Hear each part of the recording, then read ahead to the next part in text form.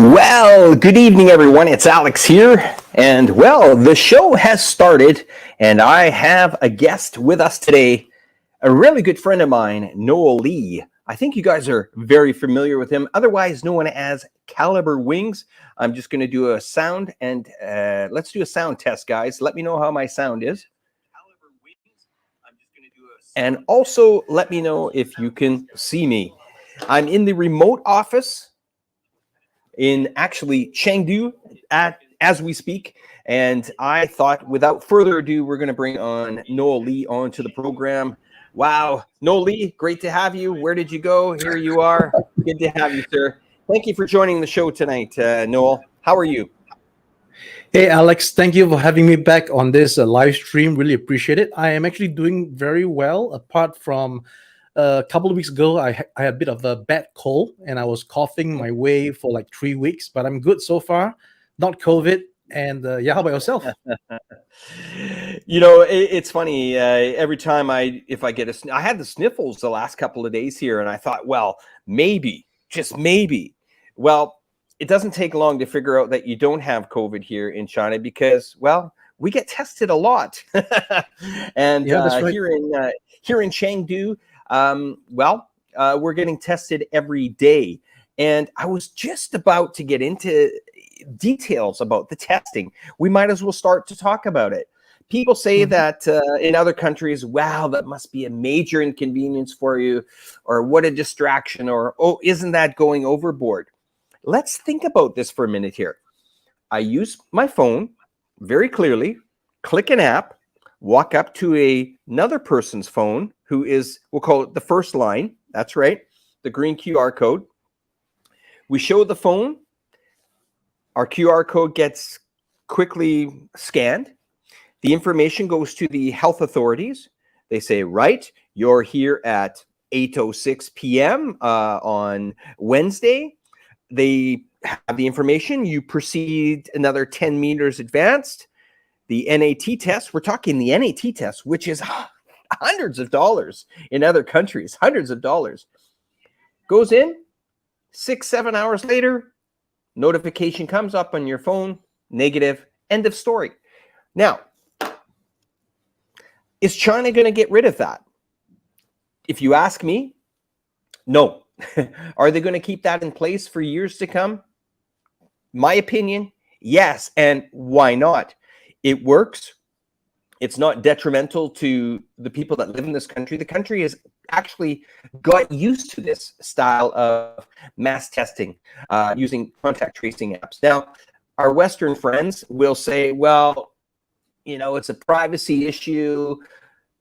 I think if you could take the numbers of China and compare them to 186 other countries around the world that had the let it rip policy, where they just let COVID run wild, who are they to give China advice? Maybe you can tell us about your experience through this pandemic here in China. And this 1 hour or 1.5 hour program is going to be about when is China open, and we will answer your questions to the best of our ability. And remember, this is just our opinion on what we think living here. How are things going to move forward from that? Go ahead, Noel. Well, thanks, Alex. So I have been in China mainland since February the 3rd, 2020. And it's been like 2 years and more and counting. So everybody's asking the question, when is China opening up? All right. And the fact is that we don't know. That is the answer. We don't know. True. Very true. People who are commentators of this situation would give their predictions. You know, some would say that it's this year, some would say it's next year, and then they have their reasons for it. So for what I've been hearing so far, it seems like the most credible prediction is likely going to be around the end of next year. Now, why? It's because, you know, there is this mRNA vaccine for the Omicron variant that is, I guess, in very advanced stages of development. I think in the US it's already approved, and in China it is like going through, I think, animal trials. I'm not sure about the human trials yet. So once this vaccine is credible and the Chinese government, especially Zhong Nansan, right? If he says it's good to go, it's good to go. So if this comes to pass, then we will definitely have a good chance, right? A good chance of China opening up by the end of 2023, because once this vaccine is inoculated to the people in China, then they are pretty much already the most resilient in terms of this particular virus. Now, with that said, it's still a what if. We don't know. The fact of the matter is we don't know, but we can only hope, because the world is suffering if China doesn't open up. They already said that if China sneezes, the world catches a cold, right? It's like that. So right now, when China is closed up, the world, in terms of the supply chain, in terms of everything else, is just suffering. So I'm also hearing a lot from the financial sectors. Why the longer China doesn't open, this is just going to get down the drain. Your thoughts? No, yeah, I'm gonna rain on your parade here. Okay. I'm more optimistic, I think, than saying the end of next year. But then we can clarify. We can go into details on what that really means by open. Does that mean the grand opening for all the tourists, or does that mean the opening for university students? Now, here's a message to a lot of the people out there. A lot of universities have been sending out notices to nationals all around the world to come back to China. That was announced a few weeks ago. Some students are getting notifications from their consulates abroad. Okay, guys, get a flight, get back here, school's opening. So we're seeing that push happen. We're seeing the relaxation of the PU letter, which was needed for a lot of business visas to come back. That's starting to get relaxed. So we're seeing a gradual open. Now, you did mention possible the end of next year. I'm going to have to say, I think it's going to come down to the 20th National Congress meeting on October the 16th. This is a big day that everyone in their calendar needs to put that big circle around. Forget what you're doing that day. Doesn't matter what country you're in. This is going to affect everyone. And I mean everyone. You might say, well, I'm not in China. It doesn't matter.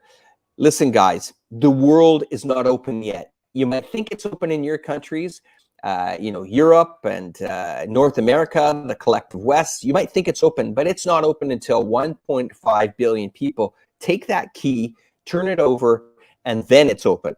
So what I'm saying is the October 16th, this might be the first time for many of you to actually pay attention to the October 16th meeting in Beijing. This is where over 93 million party members are going to make the decision of China the next 5 years. Now, Noel, you did say the end of next year. You might be right, but I'm going to bet that I think it's going to come down to some of these SARs, like Hong Kong, like Macau. I think we're going to see these become an extremely important part of people first that want to get back to China. Let's say the family members, the relationship people that want to get married, the immediate family members. Then let's not, calling them tourists is not the right way to say it, but there's a lot of people still displaced. Tourists are the people that I think do it last minute, come to travel because they want to discover the country. I'm talking the first wave of people that need to get back into this country are the family, the close friends, the people that are conducting business here, the people that have businesses here, the people that want to, visit their factories. Maybe they were locked out. Visit that fiance that maybe they didn't get married, or visit their children or grandchildren or parents of whoever, or in-laws. I think Hong Kong is going to be, we'll call it like a hub. Hong Kong will come in. The mainlanders will be allowed to travel to Hong Kong and come back into the mainland. And of course, people abroad from all other nations will be able to come into Hong Kong, do that quarantine, and maybe come into China with their relatives. Now, let's not underestimate how well China has done on its contact tracing app. For example, the Chinese might say, great, we may open the tourist market in January or February. We might. This is just my opinion. But for you to become a tourist in China, you need to follow our protocol of preventing, major cases of COVID. Now that means you have to download an app. Ooh, that's tough. Mm-hmm. You're going to have to take part in COVID tests. Well, I can tell you right now, I'm currently staying at a hotel in downtown Chengdu. Notable name, the Ritz-Carlton, and they have testing stations on location. How hard is it? Click the elevator button, level floor, 10 meters out the door, show your phone, scan, come back in, 6 hours later, you're fine. Now, is that a lot to ask tourists to come back into the country? If China has had success for it with the country closed, I think they could have success for it with the country open. And I don't think many people, if people have a problem with that, then don't come to China. That's just the way it's going to be, guys. Anyway, over to you. What do you think? I think you mentioned lots of points there, Alex. And I want to just trace back to when you first asked the first question about how inconvenience or is not, right, of all these testing. Right. I just got my second testing done yesterday. So that just now you saw my code, it's 24 hours. So that means I had my test done within the last 24 hours. And it is just right downstairs in my neighborhood. And even if I ventured out about less than 800 meters, there's another testing station. And there's testing stations left and right. So just like how there is no excuse for your phone to run out of battery, right? In today's context, there's no excuse to not be around a testing center in China. But, so my personal feeling is that when you mentioned earlier in the show that, people might regard this kind of process to be very authoritative and invasion of privacy and all these things. Again, all since the beginning of time, we know that there is a difference between Western and Eastern cultures, and that's the way it is. The West don't dine with chopsticks, and in the East they don't dine with like fork and knives. So that's just what it is. It's as simple as that. There's no need to say that it is an invasion or what. Just when you are in another person's house, you follow the house rules. If you're in a pub, right, you have to follow that pub's rules anyway. So that is that. And then coming back to all these tests, it is so convenient. But like I said, you mentioned those few points. It's going to be a logistical nightmare, in my opinion, to have tourists do these things on their phone, because even now, as foreigners in China, we can't, scan the QR code and get ourselves locked into the position. That's what the entire country is doing. Before you enter a mall, before you enter a place, you scan and they know that you've been there. But this function, for some reason, doesn't work for foreigners. It still doesn't. It still shows up as an error. You know it, I know it, everybody knows it who are foreigners, right? So I'm not sure why they are not rectifying this simple, I would think, a very simple software process. But imagine if this is not done for us, how could it be possible for foreigners that's coming in from abroad who have no WeChat, who have no app, nothing? So I think this is the main thing that is, I think, preventing so-called the China opening. But like you said, the most important people that needs to come in right now are the relatives, the families, and business people. Because I look at the area that I'm been doing business. It's a ghost town. The train station that goes from the Chongqing straight to Hong Kong, that station is done. It's ghost. It's been 2.5 years without nothing. The McDonald's is closed. Everything is closed. And you can see that around that area and other areas, the businesses are closed. So business people need to come back in, but I'm not too sure how that goes, because with Hong Kong opening up, no more quarantine. We got to see what Hong Kong happens first. Over to you, Alex. Yeah, and this is good that we're getting into this dialogue, and we're going to go back and forth on this. And you're a pretty bright guy, Noel.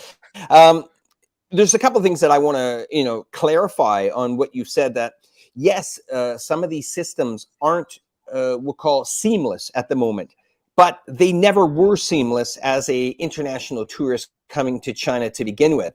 Even getting a SIM card for your mobile phone is always a challenge when you're arriving in the country. But let's not underestimate the speed on how fast China can get ready for this. I'm sure they're very aware of it. I'm sure they're very aware that there's an issue with their applications only working for the mainlanders. But that's what their main focus is, the mainlanders. Now, as a foreigner that came to this country, I came in here with a mobile with a Thai phone number. It was a little bit of a tricky situation to get there, but I got there. That was a few years ago. Now, my wife arrived. I saw her process coming through when she arrived. Her first destination was Chengdu. Everybody when she got the visa, it was a very straightforward how to install it on your phone, how to get the green code, and it was an education process. No different than most other countries that tried and failed during this process. Thailand was an absolute disaster. And there's something I want to clarify with you, Noel. To my understanding, you have been in China since COVID, right? Yep. You've never left. Nope. Take it from me, a guy that just got back from China to Thailand on January the 2nd, 2020. 3 weeks later, we get a report that, the virus was discovered. I spent almost 2 years outside of China in a country that I am absolutely speechless. You saw my video at the Thailand airport when I came back to China. Absolute ghost town. If you think certain districts of Hong Kong have been affected, I understand that. Sure, business has been affected there. But in countries around the world, people are hurting massively, okay? I was, in my live streams from Thailand, I would walk down the street and almost 90% of the businesses, after being closed, Thailand went through a horrific lockdown, just like many countries went through a horrific lockdown with no strategy at all. We're talking major companies that lost business, major hotels that lost business, the private businessmen. And Thailand is a very good example, very tourism country, 60 million plus tourists a year, gone, okay? They closed their nightclubs, their bars, their pubs. Almost no alcohol could be served in the kingdom of Thailand for almost 2 years, okay? Until recently. Then they tried to bring in a measure. You can come back, but you must quarantine. Okay. They did have a really interesting quarantine method. If you wanted to come back into the country, you could pay for it at whatever hotel you wanted to choose, but it worked to get people in safely. But the rollout of the vaccination, horrific. The contact tracing apps, no one cared. Serious. I was there for 18 months. No one cared. No one asked. You could get on a train, a bus, didn't matter. No one cared to ask you for the apps. Go into the shopping mall? No one cared. Nobody used it. Here in China, coming from Chengdu, from Chongqing to Chengdu, which is only an hour and 20 minutes by high-speed rail, not a chance. Okay. I got onto the train. Of course, my health code was checked. I'm on the train. The announcements in English and Chinese, of course, saying, okay, when you arrive at Chengdu, and immediately by SMS, download the health app for the Sichuan province. So I downloaded the health app, popped up in English, filled out the form, got off the train into a new city. I thought, okay, everything's good. Then I got through the exit, lots of staff on there to help me, lots of staff. And I was thinking the whole time I was walking off that train, wait a minute, this could work. This could work. Even fully opened, this could work. Got out the train, to my surprise, just before leaving the last exit of the train station, NAT COVID test free was waiting for me. Here we are, sir. So if you're a person that is anti-test or anti-application, or China's not the place for you, I guess. But for us in China, there is a lot to be said about what the health authorities do here. They save lives. Imagine, Noel, if this country of 1.5 billion just let it rip. Compare the numbers to the US. 6 million people in China would be dead. 800 million would be infected by COVID, and all hell would break loose. You can't do that, and they don't do that. Anyway, fire away, sir. Lots of points there, Alex. I'd like to talk on the point about the test and vaccines. So again, I think this age of social media and information that you get online, you start to realize that as a child back 30, 40 years ago, when you were watching the TV and you were watching the news, you thought that is what it is. That is the facts. The newscaster is telling me exactly what is going on. And then now, fast forward 40 years later, you know, that person's talking rubbish. I can prove it. You know, I got so many things to prove. It's just do some research yourself. So we have people who are able to think critically about certain things, and then we can start to question the narrative. But majority of the people don't have the time nor the interest to do such things, which is why I'm still adamant that for all the channels that is trying to preach the facts to the unknowing population, the unknowing population doesn't want to know, because they are receptive to what they feel or learn or know around their environment only, and full stop. They're not prepared to go and search, because there's no need, because they live their lives. Not everybody is a traveler. Not everybody is a businessman. Many people are, you know, just trying to work hard, put food on the table for the family, and that's it. You know, there's no time to go online and check this and check that. They just take what is told to them, and that's it. So why do I say this? Because these are all good people, right? They are good people, and they are good people that I know who are still resistant to getting a vaccine. Not to mention even like getting tests, right? But they are good people. They just, I don't know. It's just that the fact that us humans is a whole spectrum of different personalities and, you know, train of thought and mindset. That is what we need to handle, because it is so vast. There is no one trick for everybody. You can't. If you do that, then you are authoritative. If I have to say that you have to follow my facts, even if it's facts, you are being authoritative. You even question now, like if you are in the school, why am I being told to learn this in the school? So it never ends. Once you open the Pandora's box, it never ends. I'm actually digressing, right? But to get back to the thing, yeah, you mentioned all those things, and I believe that if the Chinese government, as able as they are, and again, any system is only as good as the people that runs it, and we know that not everybody is Einstein. So when you mention about the issues you experience in Thailand, nobody cares. Maybe because they are not equipped, they are not educated, they're not trained to know what to do. Similarly, with the fiasco in Shanghai and in various pockets around China, the people, are they really that, you know, knowledgeable? Is the knowledge passed on properly? Are the instructions given to these people? Mistakes happen, right? Mistakes happen. You have seen it all. You have seen, for all the bad things that China has been captured on film to show to the world, there's an explanation for it, and there is an action taken for this thing that happened, which nobody knows. They only know that the part where, oh, you look at that, it's screwed up.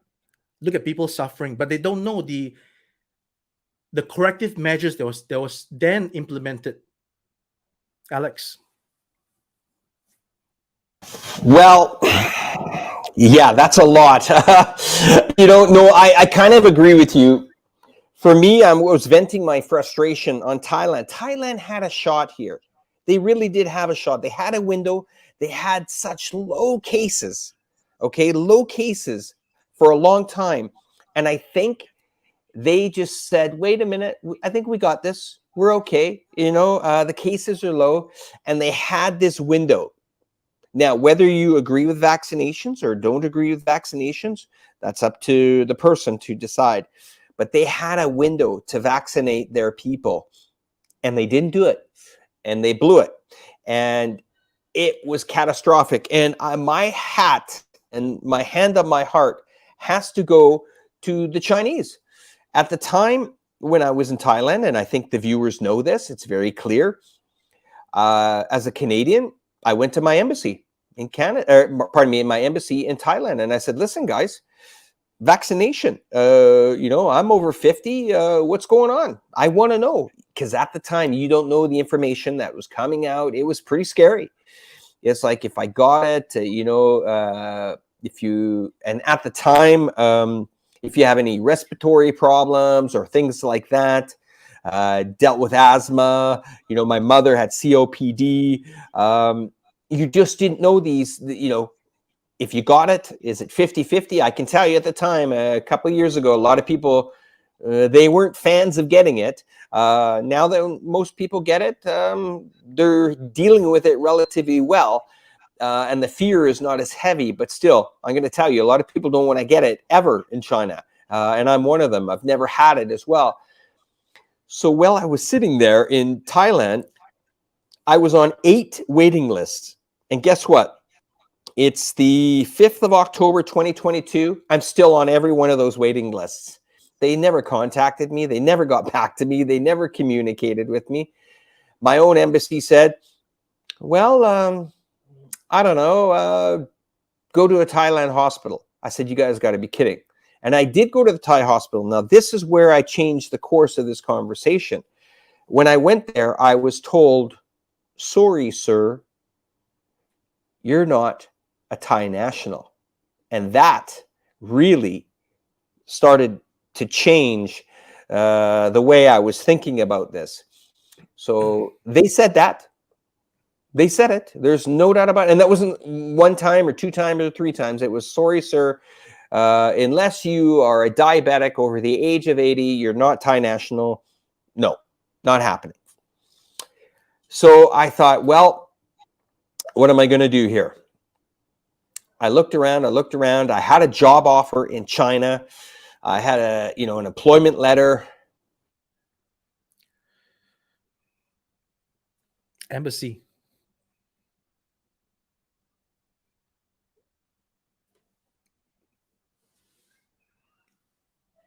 Can I hear you? Sorry, can you hear me? Oh, So yeah.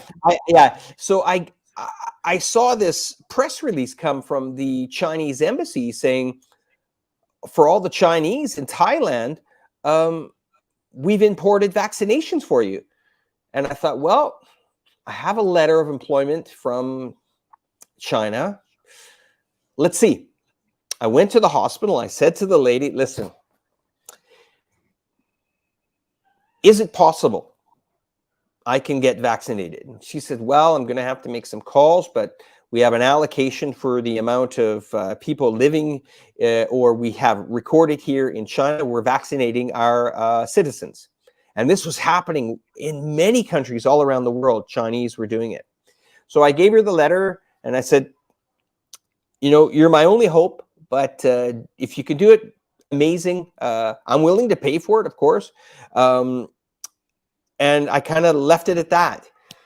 And 2 days later, she called me and she says, Alex, we have a time allocation, 5 o'clock Thursday. That's tomorrow.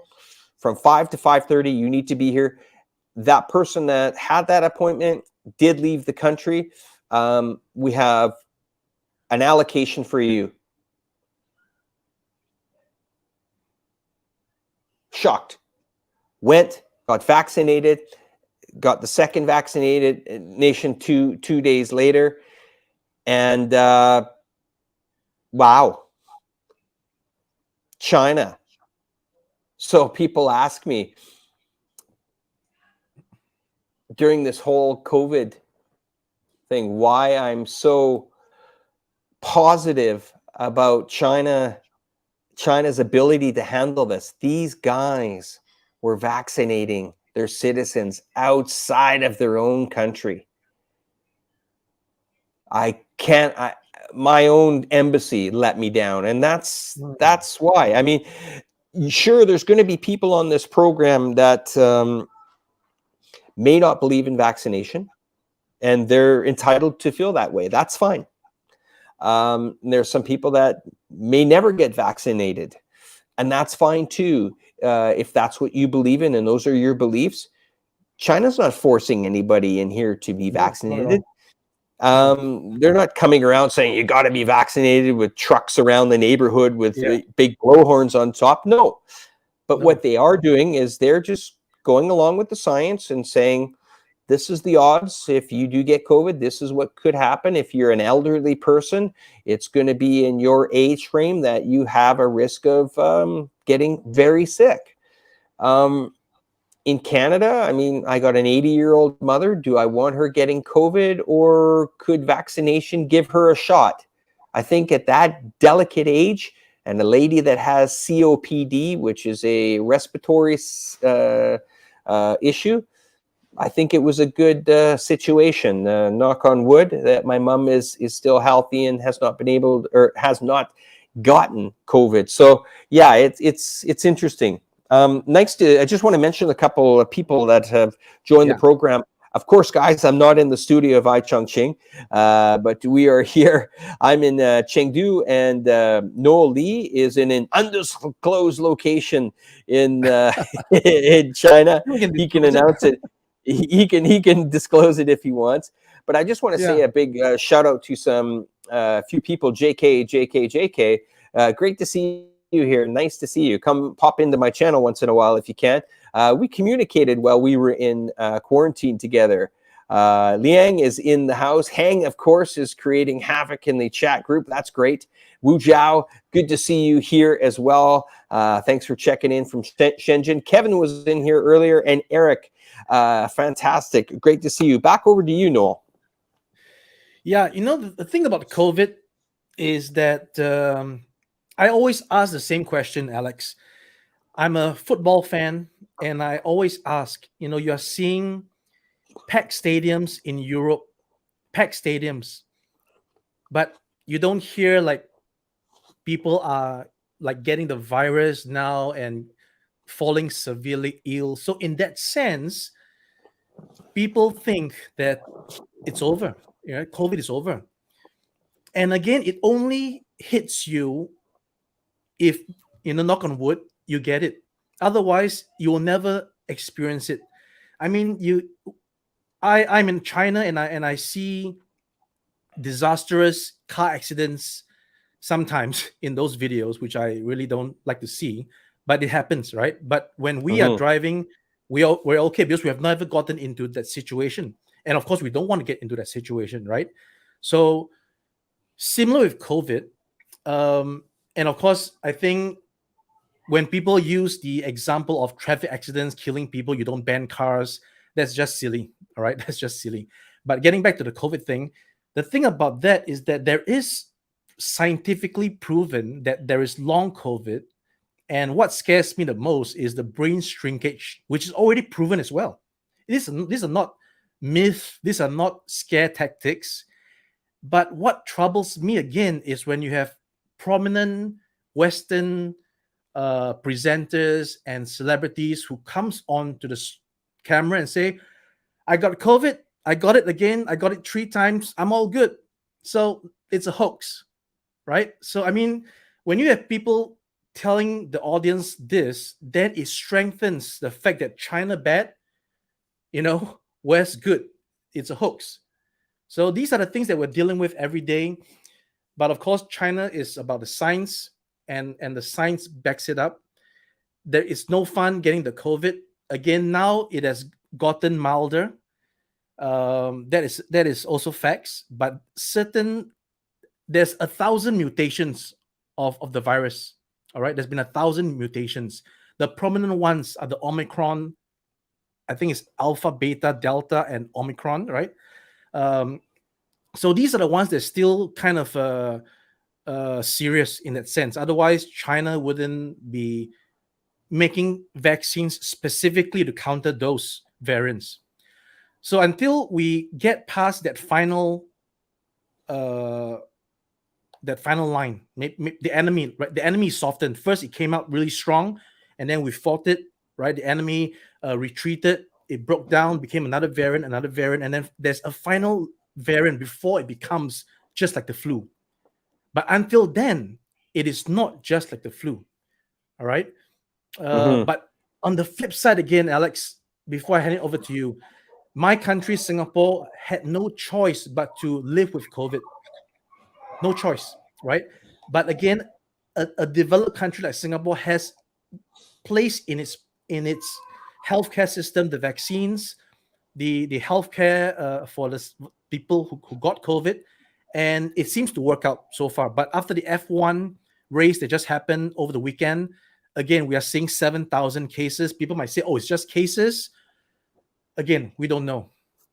Alex, yeah. Yeah, I mean, Singapore is very interesting.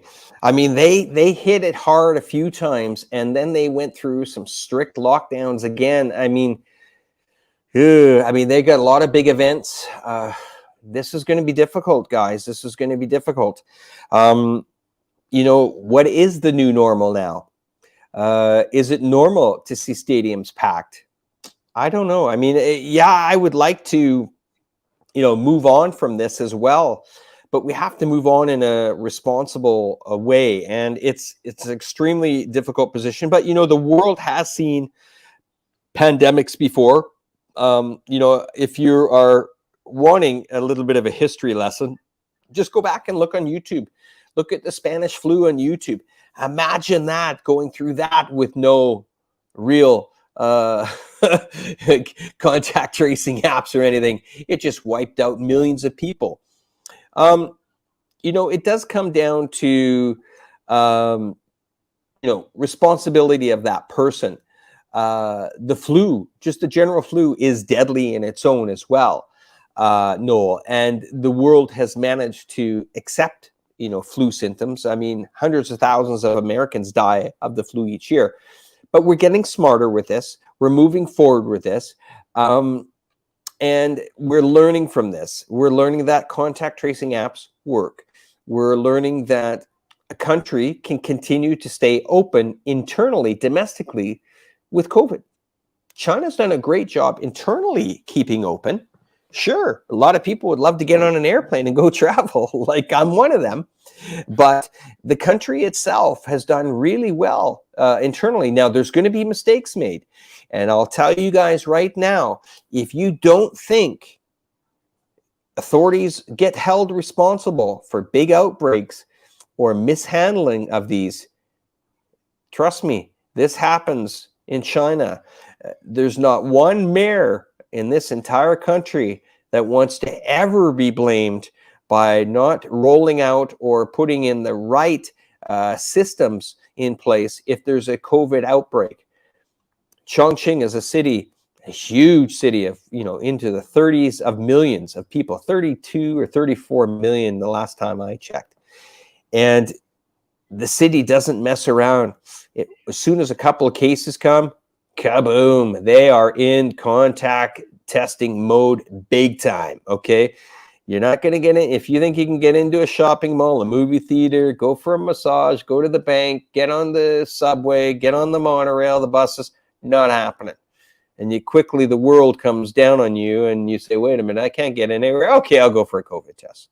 Yeah, free COVID test. It's pretty much, I would say there's more COVID testing locations in Chongqing than 7-Elevens in your average town, maybe on a 10-to-1 scale. That'll just give you guys an idea. If you walk outside this door here in the center of Chengdu, they're usually with blue tarps and a little bit of roped off stuff. It doesn't take long to see somebody in PPE with goggles on. Sorry, Alex. Isn't Chengdu also just recently like on a lockdown? Yes. That's There you go. correct. Okay. That's correct. Yeah, Chengdu had a very serious lockdown. And, I want to tell you how responsible these cities are. Chengdu is, well, we'll call it a sister city or a brother city of Chongqing. Chongqing used to be part of the Sichuan province here. And now Chongqing is its own municipality. And Chengdu is the capital of the Sichuan province. Sorry, I've got a lot of these provinces on my mind here today because I'm looking at where I want to travel next. So this city Come to has a Dongguan. population. Yeah. There you go. This city has a population of over 20 million, and it went into a lockdown mode, a pretty serious one, a few weeks back, and they stayed locked down. Now they've come out of it. And the locals here, they know that it's delicate for them to travel outbound. So most locals still are not going to travel outbound, even though the city's fully open, even though it's National Day holidays.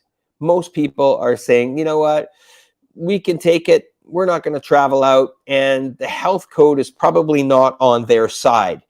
It could most arguably be green, but it might be amber, which means they could still go, but some additional testing and stuff like that. So being here, going back to Chongqing, I've been tested every day, free. I'm going to be going back to Chongqing and, showing my health code. But even the work that I was at, the iChongqing group, they made sure that everybody that was going away during these holidays, that they said, could you please notify that you're going away? And Right. it would need approval. And I can understand that. Now, that's just one organization of many companies in Chongqing. Most of my friends who work for a lot of companies, they said, well, their company said, we prefer you don't travel.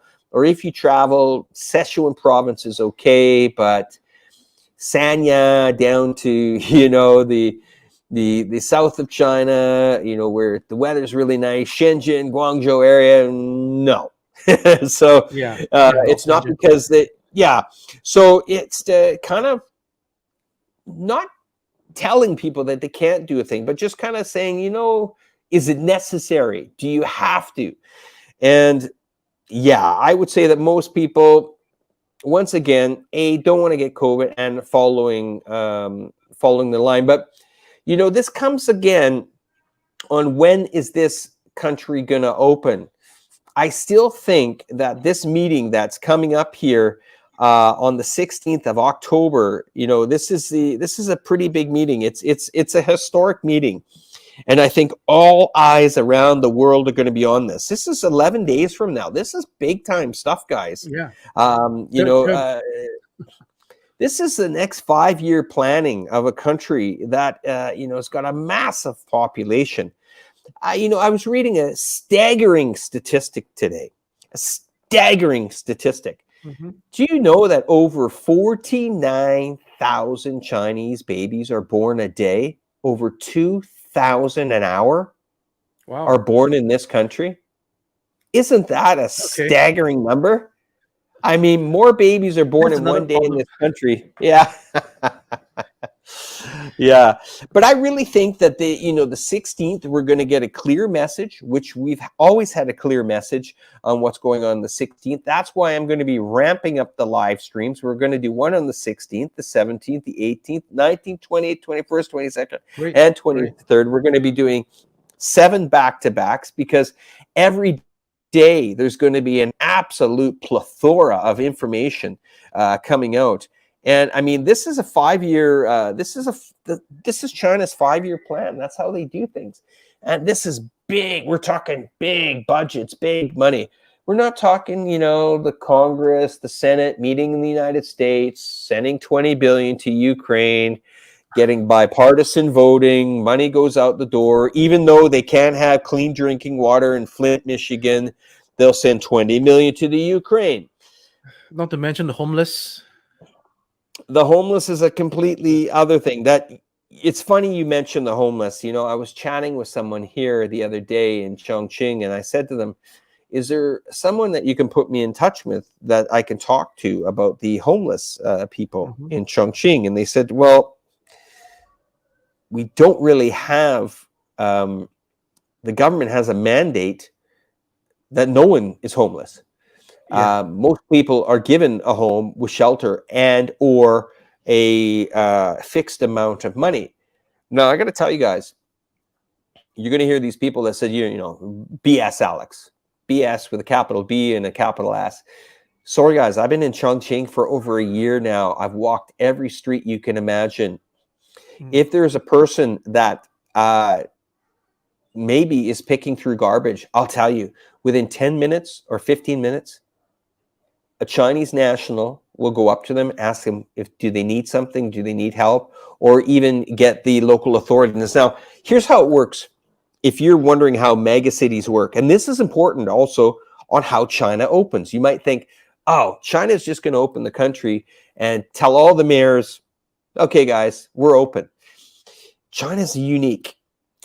In the cities, you have, of course, we'll call it the municipality government. I'm going to use the Western terms, okay? So we'll use the terms, you have the federal government, you have a provincial government, then you have the municipal government. Okay, well, and that's why this 5-year plan is huge too, because budgets are involved all the way down. So if you look at Chongqing, you got 34 million people. Well, I live in a district called Yubei, and in that district, 3.7 million people live.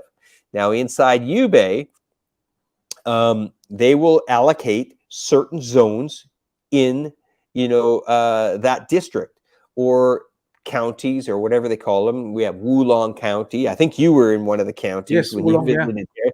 Wulong, fantastic, beautiful. So we'll call it Yubei, for example. And the mayor of Yubei will then allocate certain streets, certain sections to be then controlled by the community. I'll call it community leader. If I got that name wrong, I'm sorry, but Mm. we'll call it community leader. And that community leader then has its own, we'll call it not police, but its own people that actually care. Will drive around, and if scooters are not parked properly, they'll straighten them out. If plants Mm. are dying in the city plants, they will call the authorities to come water the plants. If the road sign's been knocked down or a traffic light's out, or if there's a person picking garbage, the community leader will know and dispatch that information electronically back to the head of the municipality, and those things get fixed. Yeah. They get fixed. If there's a pothole out the street of my, it was funny. There was a pothole out front of, and pothole for all you guys, maybe it's a Canadian term, but it's a part of the street that just gets indented. And I said Yeah. to my wife, I bet you that's going to be fixed in under a week. Well, within 36 hours later, the municipality arrives, fix the pothole. You see them taking pictures. You ever wonder why Chinese are taking pictures? It's not because they want to take a picture of the pothole. They're taking a picture to go and send back to the main distribution. You guys have saw that in my smart city video I did. And they said, okay, work order, pothole, Yubei fixed. Done. And that's how they can allocate issues with people that are, less fortunate. But we don't, the system here is much different than it is. In Canada, you could be one paycheck away from becoming homeless. Now, people would say, yeah, but what about your family? Things are strange. I'll give you from a Westerner's standpoint.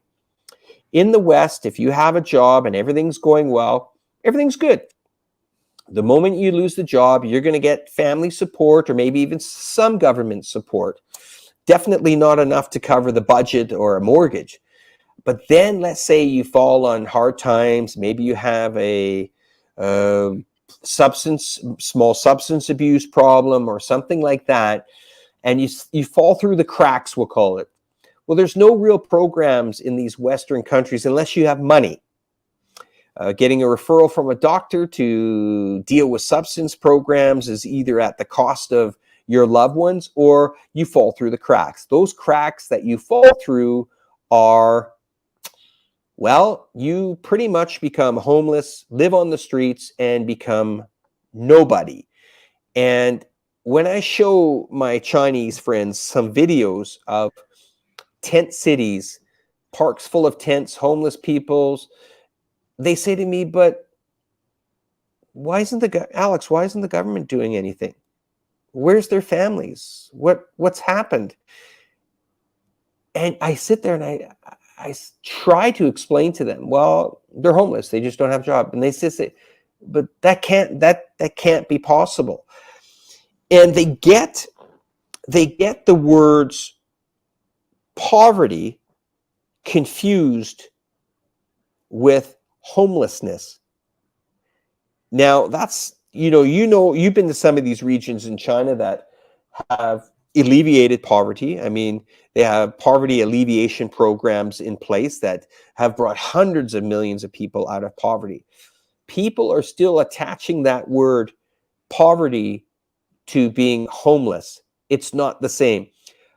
Poverty in Canada is a lot of people that are working and have a job but still have to rely on food banks to feed their family. That's poverty. But then there's outright homelessness where you have nothing and pretty much a zero chance of getting back to reality. Do you see the point I'm getting at there, Noel? Yeah. And I let me get your brain working there. Would anybody ever choose to be homeless? Why I'm asking this is because I've actually heard a conversation whereby somebody said that those people who are homeless, actually they chose to be homeless. Now, does that even make any sense, Alex? Are you with me? Yeah, no, I'm with you. Okay. I'm trying to. Yeah. Go on, please. Yeah. So anyway, like I said, just incidentally, right? I'm not making this up. I just had a conversation this morning with a American in Florida, and he's telling me that he got a job offer in San Francisco, and he said, "No, I'm not moving there." I said, "Why?" The place has many homeless people. It's trash. I rather prefer it here in Florida. So there you have it from the people who are on the ground. It's not us saying that, oh, look at this, look at that. It's the people on the ground telling you what they themselves are experiencing. So yeah, it's complicated. I mean, there are not these programs, and our society has not taught us. Yeah, I got to be very clear with you. I've seen these communities in Vancouver. Anybody that wants to do some research, just go to Google. Go to Google right now. Go to Google right now. Open a new tab in your browser. Go look up Google Street View. And this is very easy. 2 streets, cross streets in Vancouver. One's called Hastings, Hastings, and Main, Main. Hastings and Main Street. Go to Google Street View, Hastings and Main Street right now. I guarantee you'll see 4 things. Somebody's image being blurred out, taking drugs, an ambulance, a tent, and probably people laying on the street or somebody in wheelchairs or something like that. yeah. And these guys are 100 meters away from police stations. And this is the issue. This is a society that has just said, well, let's just let it rip. So they've legalized marijuana, fine, whatever. They've decriminalized a lot of the, hard drugs. Now, Right. decriminalizing is basically a nice word from saying, well, we're not going to arrest you if you catch it with you. Vancouver is equivalent to San Francisco, or maybe even worse. It has been declared the heroin capital of North America. Okay? It is the heroin capital of North America. Now, you know what would be funny, Noel? Yeah. You hear of all these stories that a lot of these anti-Chinese channels love to highlight these people that have escaped the mainland and come to America because they've escaped China because of the horror stories. Well, I'll tell you what my interview would be like if somebody interviewed me from the Western media. Well, guys, I had my car burned down. I was broken into 3 times. I had people ransack my girlfriend's car. I heard gunshots. My house was cleaned out twice from burglary. There was drugs everywhere. I feared for my life, and I escaped Canada. You know what? That's a true story. I left Canada because my house was broken into. My car was set on fire.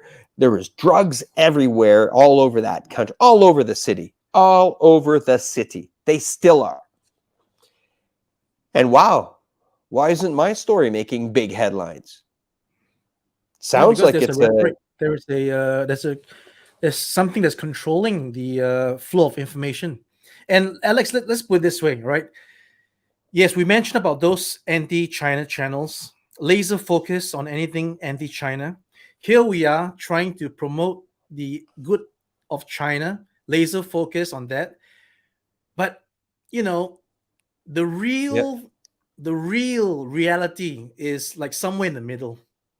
You know, because even here we know it's not perfect, but we don't want to emphasize on the non-perfect stuff because we're trying to promote good, right? We're trying to censor the bad because the bad should be taken care of. The bad, I mean, it's just life, right? You don't want to keep hammering on the wrong, right? You want to keep preaching the good. I mean, that's what the churches do, right? That's what, I mean, I'm not a religious person, but that's what teachings is. You don't teach bad, you teach good, and you say what's bad. But in actual fact, this whole thing is already a censorship for those who are, you know, saying, oh, you guys are just censoring people, you guys are just, but that's part of life. You don't want to introduce bad, you want to eliminate bad. If I could, again, I would eliminate smoking because it's bad. I don't see any value in smoking, right? Apart from being cool in the movies. And again, the movies thing and all these things, I mean, I'm just digressing. You look at the TikToks in the States. You have girls just doing a dance, you know, dressing a little bit provocative, right? And that's the TikTok in the West. But you look at the TikTok in China, it's about, oh, how did this guy do this? It's so efficient. The factory worker doing efficient stuff. The guy painting, you know, with a brush in nowhere, and then becomes a piece of art, and just strange things that boggles the mind. That wow, that creates the wow. But I don't get wow. I wow at the lady who was doing the thing. But is that what's going on? Is that what's being taught? You know, I mean, what is being shown of that particular place is always a beacon. It's an ambassador of the population or of that place, right? For example, if you go to Disneyland, you will see Mickey Mouse. When you see Mickey Mouse, you know, oh, Disneyland, right? So when you see this kind of TikTok, then you know that that's what the West. But again, not everything of the West is like that. We can understand that. We can understand that this is just something that we can filter out or censor if we want to, but it's not being done by the people that is governing that society. So be it. That's their freedom. But we know we can deliberate, and we know that that's not a indication of the entire population. But on the other end of the spectrum, when they see something over here and oh, that's it, these are guys, they can't have that capacity to say, oh, okay, we see that, but we don't think that that's a representation of the entire population. And I think that's the main issue here. Well, that's a lot to unpack. And, you know, I want to unpack a little bit more on that.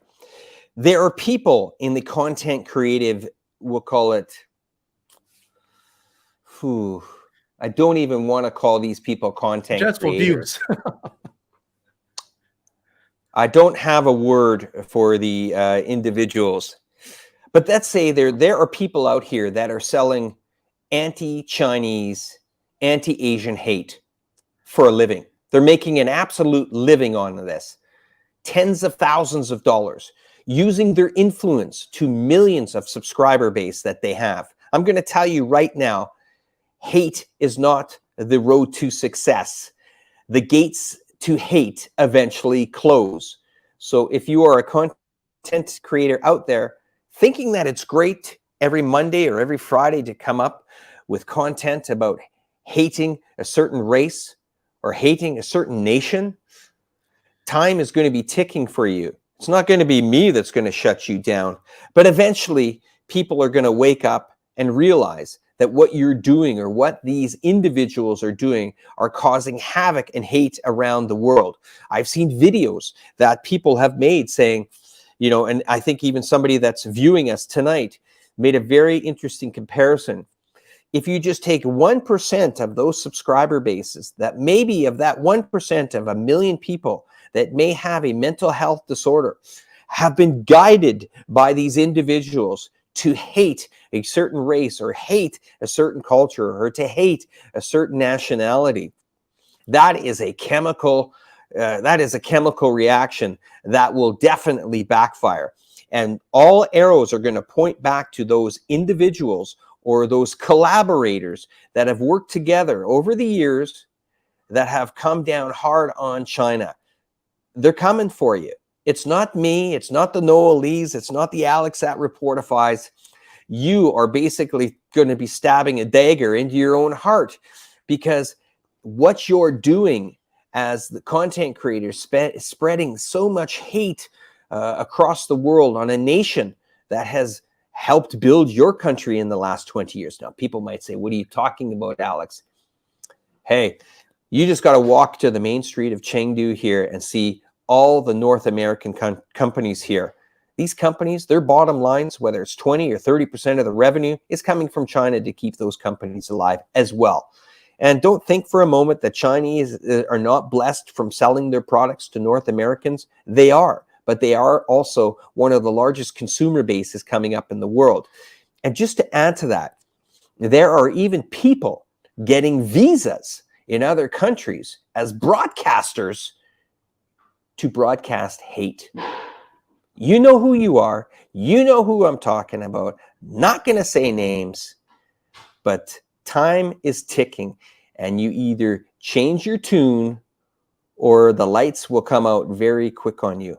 And my blood boils when I see that so many individuals spew so much hate out into these communities. They don't realize the damage that they're doing to these people. I interviewed a student earlier, about 4 months ago, and I asked her, how was your experience in North America? She named a channel to me. She named the channel. Do you know this channel? Yeah, I know this channel. She says, I'm terrified. People hate me in my university because they watch these channels out there. I can tell you something.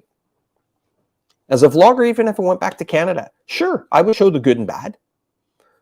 I would have an opinion, but I definitely would not on a weekly basis spew hate and try to bring hatred to, either whether it's my country or any other country. I have integrity, Noel, and responsibility. On my channel, Reportify Media, I have 116,000 people watch me. Alex, as the saying goes, ignorance is bliss. And before the dawn of the internet and social media, the world, as bad as it was, is still a better place than today, right? And we all know that we have to learn from history, and that's the reason why the internet exists. The internet, I think, is supposed to exist to bring people closer, to let people get into the ability to dig into history, real history, not fabricated ones, right? We know there's fabricated history even on credible sites, right? I mean, you go and Google Wikipedia and you can see that a certain Xinjiang is actually called East Turkestan. That confuses people, right? So Yes, we, but Noel, I want to add to that. yeah, When people start using that terminology, okay, that's a very serious problem here in China. You have to go back into the history books and look at what attacks were happening. And then the audacity of these people to bring on these people that speak out for organizations that are funded and directly linked to yeah, terrorist organizations onto their show and say, well, we embrace this to be part of this again. That is very scary, Noel. That is way above and beyond our pay grade as content creators. You are talking about supporting people that are asking for separation at any cost of actually killing lives. Some of the, and I'm not going to go down to the channels and yeah, talk about the yeah, channels and get into the channels. I don't want nothing to do with these individuals. I don't even want to see these individuals, but they've had separatists on their channel. They've said in solidarity, we support these movements. No, that's not about, there's going to be people out there say, well, maybe they are nice to Chinese people. Maybe they have a problem with the government. Sorry, guys. That argument went out the door, 400 videos ago. A common sense person can see how these people talk about Chinese people, talk about Chinese society, target certain people, target individuals, and then bring people that have direct links to terrorist organizations on their shows? What? So Alex, let's thank Trevor Norman there for that super chat. Want to bring that up on screen, and you want to read that? Well, thank you for the contribution, Trevor. Yes, Trevor, go ahead, Noel. You take it away. Yeah, try reporting the anti-China content on YouTube, and it takes about 2 or 3 goes. Report one that tells the truth. It only takes 1 go. Thank you, Trevor, for that super chat. So yeah, like I was saying, ignorance is bliss. Back in the day when we didn't have this information flow, I truly believe that the world was a better place, even though there were atrocities happening in the world. But as part of evolution, as part of evolution, I believe in evolution, and what we're experiencing right now is evolution, right? Because we are getting Sure. there. We're getting there with information. Getting there with technology. It's kind of scary also, because if you look at all those things like autonomous cars and all these things, in the future, it might be a case of us just not having to worry too much, and it becomes really authoritative. I don't know, but that's another topic. But like I was saying, a better place. When I was, before coming onto YouTube, I was just a common Singaporean guy in Singapore who was in Hong Kong doing his thing, and I had no idea about world affairs. Everything only came to like liberation when I experienced the Hong Kong protests, and then from then I sort of like, no way, it couldn't be more than that. But indeed, the facts tells you that the science and the facts tells you that it is what it is, and that's when you cannot deny the facts. If you deny it, there's something wrong with you, something wrong with me, right? It's the facts, and you can. I mean, even right now to this day, we're looking at all these Nord Stream sabotage. Just follow the money, follow the trails. You can only connect the dots looking backwards, as the late Steve Jobs said. So, I mean, if you still can't connect the dots, if you still can't identify the facts, then there's really that much we can do. There's not much. It's else. crazy. And it's, can you hear me okay? Noel, can you hear me Yes, I'm fine? good. Yeah, I can hear you. Yeah. So this is coming not only from content creators, but this is also coming from, people that were part of, the U.S. government not too long ago. Secretary of State, guys, I want to play this video, or actually I'm going to play this voice note for you today. I sent it to Cyrus Jansen. I said, Cyrus, this is golden for a video for you. Okay. Listen to this, guys. This was the Secretary of the State for the United States of America who traveled the world, who did meet Chinese officials, probably put on a nice face saying, hey, it's great to meet you. And I can tell you, any Chinese official or party members that you have ever met, extremely intelligent people. There's 93 million of them. And when people say, well, the Communist Party doesn't speak for China, well, let's do the mathematics there. 93 million party members, which it's not easy to become a party member. You got to be extremely intelligent.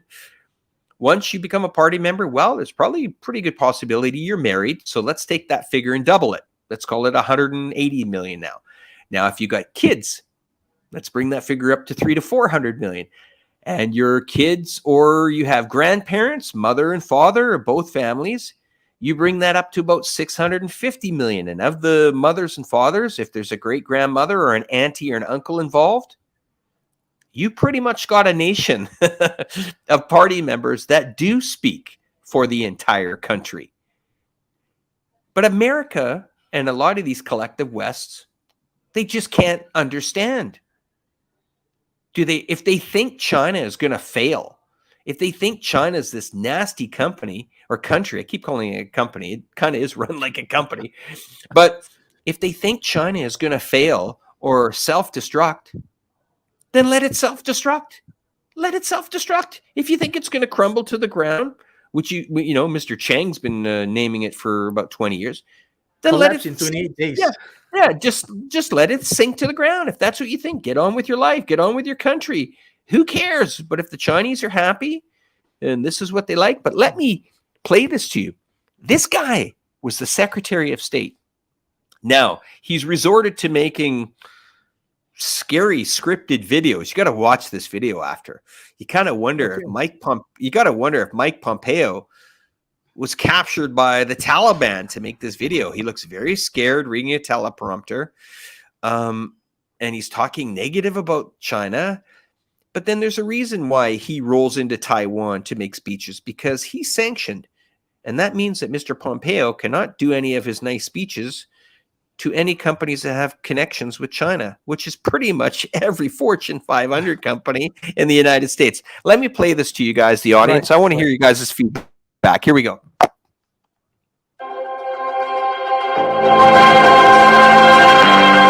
Can you hear that okay? Hello, Mike Pompeo here. Today I want to talk about how the CCP tries to divide Americans based on race, and how it lies to the world about the United States of America. I try not to go on social media too much, but during the Trump administration, I'd check Twitter at least once a day. Back then it was a good way to see if I still had a job. Of course, Twitter's not allowed in China, but the CCP propagandists use it, and they subject the Chinese people to a lot of the same lies Americans see every day from Twitter mobs. The worst lie they tell is that America is somehow a racist country. That is the exact opposite of the truth. America is the only country in the world founded on the idea that all humans are treated and created equally. Okay, so you guys have just heard the first part of that. So much falsehood in that opening statement. Yeah, I could probably go. I could probably do. Is there like is a current video, current narrative? Oh yeah, and let me. Yeah, current? I'll give you one even earlier. How was the sound on that? Could you hear that one? Okay. Some said it's loud, but it was very clear for me. Loud. Okay, I'll pull it back a little bit from the mic, and I'll play this second part for you. Okay. But in the second part, it says he's holding a coffee mug of Winnie the Pooh. He thinks he's funny. Oh. He really thinks he's funny doing that. I mean, very classy, Mike. I mean, okay. All right. Well, here we go. Here's part two. And he's saying the Chinese Communist Party does not represent the Chinese people. From Mike Pompeo. Here you go.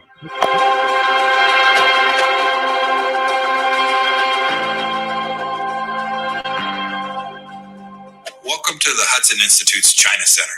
I'm Mike Pompeo, 70th U.S. Secretary of State, and now chairman of the advisory board of the new center. As you can imagine, there's a lot more job security in this gig than the one in my last one. And the coffee here is a lot better than it was at Foggy Bottom as well. Our goal with these videos is pretty simple: to talk directly to the Chinese people about U.S.-China relations. And that's what we'll start doing with this series over the next few months. And then we'll keep it up. There's a reason we're doing this. The Chinese Communist Party doesn't represent the Chinese people. It's that simple. The CCP is a one-party, totalitarian, political organization committed to a foreign, anti-Chinese ideology. It started out as a group of brutal, radical extremists. And frankly, not much has changed. The worst mass murder in history was Mao. His victims, mostly Chinese. The same is true of Deng Xiaoping, who murdered pro-democracy protesters in Tiananmen Square. Xi Jinping continues that communist legacy even today. There is no bigger enemy for the CCP than you, the Chinese people.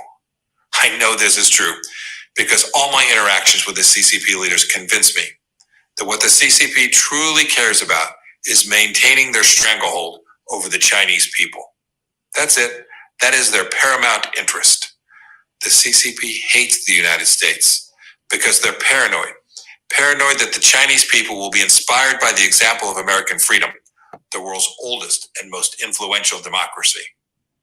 I've gotten to know the work of brave Chinese freedom fighters like Cardinal Zen, Jimmy Lai from Hong Kong, and countless others who try to hold the regime accountable. There are a lot of heroes, in small ways and big, throughout China. They're the people who worship every day in secret houses, who commemorate Tiananmen Square, and who every day refuse to believe the CCP's lies. But of course, the worst lie the CCP tells is that it speaks on behalf of China and of Chinese civilization. And I think the CCP knows it's a lie. If Beijing thought it represented the Chinese people, it wouldn't spend more on domestic repression and surveillance than it does on external defense. If the CCP represented the Chinese people, it would hold a free and fair election tomorrow. But it won't. The so-called People's Republic seems to have a problem with its own people. Man, tell me if that's not propaganda. Isn't that propaganda in itself? That's I mean, okay, let's look at it this way, Alex. The United States is not a child who's complaining to the mother about the kid who's bullying him. The United States is a powerful nation, right? World's biggest economy. Now, is there anything higher than that? Shouldn't the highest people in the land be able to conduct real diplomatic meetings with your counterpart to do diplomatic things? And that's what, as a child, when I was seeing the news, so and so president came to this country and then they conducted bilateral ties and all these things. Isn't that what what's all about? But now we know that all these meetings are all the real BS. It's just there for a show, a photo op, and then behind the scenes, okay, just follow the instructions, right? So I mean, even Singapore, we knew that the CIA came in to try to influence the Lee Kuan Yew administration, right? And so it's all go check it out on YouTube. It's all there, right? I'm not making this thing up.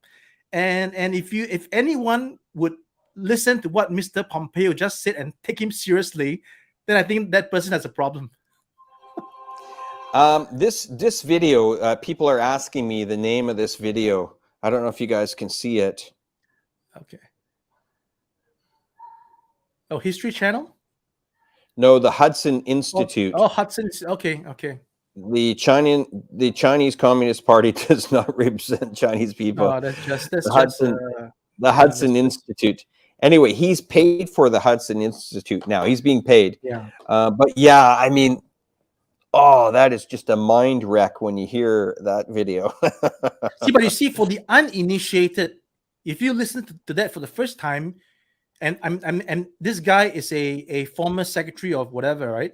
So you would probably take him seriously if you were the uninitiated listening to this for the first time. You always look up to the people who are in office or was in office saying something, and that's the power it has for the uninitiated, for the people who are just there to listen and not going to conduct a critical thinking session and try to challenge or try to, like, wait a minute, if you are saying this, then let me go check out if it's true. See? So I think that's the main problem. You with me, Alex? Yeah, Alex? yeah, I'm just Okay. giving you the floor, Noel. All right. So I'd like to say hi to Santan, who's here. And I think I'll address a comment by Nicole earlier that she's glad that this guy is out of office, and so was the previous administration. But Nicole, whether the previous administration is out, look at this administration or the next administration, it doesn't end. There is no change. When Obama said change, I literally believed in him back when I was a fool, right? I was a fool back then. I thought that, oh, this is gonna be change. But after all the bombs and everything, it's all the facts, right? There is no change. The only change, said to say, would be a revolting change. And that's what the people are trying to encourage the people of China to revolt against the CCP so that there is change. But who wants to change things that's going well, right? You want to change things that's not going well. Look at your own land and see what's not going well and revolt against that. That should be the real thing, and not, you can't even handle your own business and you're trying to handle other people's business. And that is unfortunately the sad truth that's happening, and is happening, and will continue to happen unless there is a revolting change. I agree completely. Just want to say thank you again to Traveler Norman for the nice contribution to Noel's channel. Thank you very much for that. And nice to see Suntan come in. Hey, great to see you here, and great to see some new names here today. I just want to let you guys know that I'm in the remote studio here on the road. I will be back in Chongqing on Friday. And we do have some more news and updates on the studio. We're waiting for just a couple more pieces of hardware, a few more pieces of furniture. I would say a nice carpet, a couple of chairs, and then that considerable investment will be back and ready to rock and roll for the Let's Talk China show, which is going to premiere. We're hoping that everything's going to be there within a few weeks for the Let's Talk China show, and we'll have a really nice liftoff for that show. That's going to be a weekly or bi-weekly show, and we're going to try to eventually make that one of the most watched shows coming out of China for the international market. The other thing that I'm going to be doing from the week of the 16th to the 23rd here, as you know, that's the very important meeting that I think all of you should earmark that in your calendar. We're going to be on location here talking about the important part, the important 20th Congress that's going on in Beijing. There are going to be so much media attention on that. That's a 5-year plan that's going to be introduced to the world, and that could really tell us when is China open.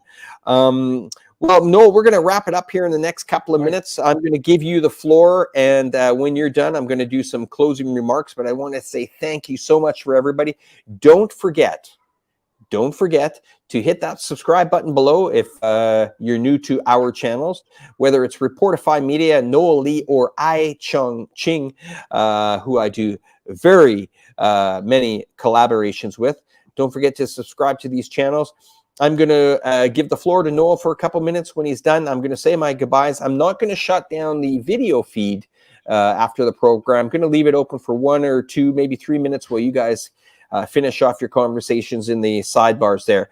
Okay, Noel, you take it away, sir. Well, thanks, Alex, once again for this live stream opportunity. It's great always to be with you in a stream, in conversation. I'd like to just give a quick update to my viewers of my channel, whom I've actually sort of neglected because I had been, adjusting to life after almost exiting China back early this year, before Chinese New Year. I was really on the way out, and fortunately, I managed to stay in China, which is a good thing. I just haven't been able to get myself back into the gist of making videos. Firstly, because of the pandemic that's still ongoing, and that actually restricted travel opportunities. So that is one thing that actually prevented me from doing videos that shows you more about in China. In fact, I was planning to do an anniversary trip back to Xinjiang just to touch on some areas and probably do it myself this time instead of with somebody else, so that it's really independent. But that opportunity didn't come because after my visa situation was resolved, I basically had to settle down here. So that prevented me from making that anniversary trip to Xinjiang in April. And soon May, June, July came, and then I was just busy again doing my stuff. And I recently had a chance to go on a short 1 week trip to the Greater Bay Area, courtesy of GD today. And I'm actually trying to put up one video that summarizes my entire trip. Most of you have actually seen me speak at that final the end of the trip, where we were invited for actually a live stream, and where my speech was dubbed in Chinese, and that's actually in my channel. You can check it out. All right. Although again, it's dubbed in Chinese. There is no English version. But anyway, I would really want to get back to making some videos, but I want to just also sort of take some time to actually think about what my channel is all about. Because initially, I set out to try to do my part to show the side of Xinjiang that was constantly in the media for the wrong reasons. I did that, I got the viewers, but apparently after that, when I was trying to show other parts of China, the views weren't really there. I got to just sit back and let myself figure out exactly what's going on. Once I do that, hopefully I'll come back with more videos to explain my channel in the coming months, hopefully. Again, this year is very challenging for me. I had to settle down. I got lots of things to do, so I apologize for the lack of videos, but I will definitely be putting an effort to get back into the swing of things. Back to you, Alex. All right, thanks, Noel Lee, everybody. Noel Lee here on the program today. And wow, what a fascinating time it was, guys. I'm going to see you here in the next day or two. Tomorrow, yours truly is going to be on the Duran show. I don't know if you guys have heard the Duran, but that's right. Alex from Reportify, iChongqing will be there with Patrick Lancaster on the program tomorrow. And wow, I'm going to leave some music for you guys to chill out, have a good time too. And you guys, be polite, be safe out there, and don't forget, we will see you guys very soon. Take care. Talk soon.